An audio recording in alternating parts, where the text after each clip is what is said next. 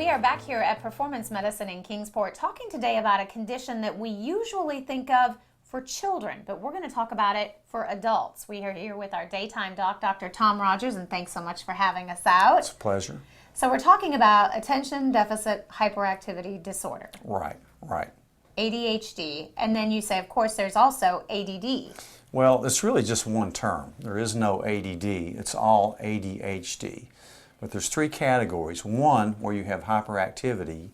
Two, when you just have inattentiveness. And three, when you have a combined, you have a little bit of both. But there's a lot of misunderstanding about ADD. Usually, any adult that has it had it as a kid. They just may not have known about it. So they learn to sort of cope with it. But eventually, you said it kind of catches up with you. It sure can. You know, usually when I diagnose it, first thing I want to do is make sure there's nothing physically wrong with the patient. You know, like thyroid or cortisol, stress, that type of thing. But it ends up, I see a lot of adult ADD or ADHD, and I treat a lot of it. Now, people ask me, do girls get it more than guys or guys get it more than girls? Boys tend to get more hyperactive with it, then they kind of grow out of that. Girls usually have the more inattentiveness when they get it, and some people have the combined form, but really boys and girls, men and women have it equally. So as an adult, what are some of the symptoms that this might be more than just a personality trait? This might actually be a condition that I've had all my life. It is, and it's not something that is a character flaw or laziness or depression. People tend to think that it is, but it's not. It's really kind of an imbalance of the neurotransmitters in your brain. But it may have a genetic component. If you have a sibling or a parent with it, you're 5 times more likely to have it yourself.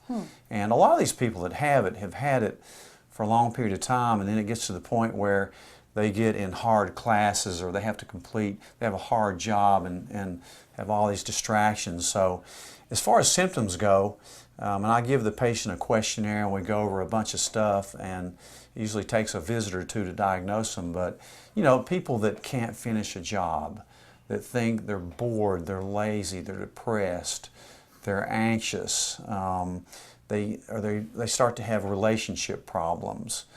They can't get through school, or if they're presented with a challenge at work, they can't complete it and they get in trouble with their boss. But I can tell you, out of 30 years of practice, the two medicines that I've used that make the biggest difference in somebody's lives are probably testosterone and Adderall.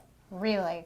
And you said that you have talked to these patients, helped them through, put them on a program that works for them, and their life is transformed. Right. I mean, I get more really gratification out of treating somebody that's had ADD all their lives than a lot of the other stuff that we ended up treating. But it's, you know, and you don't have to use Adderall. There's other medicines that you can use. Sometimes they use behavioral therapy.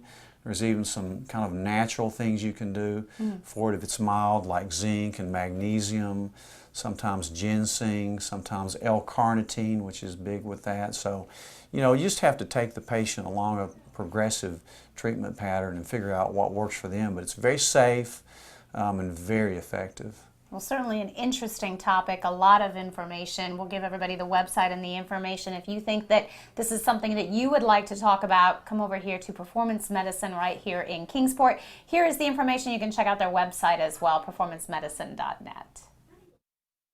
The preceding portion of Daytime was sponsored by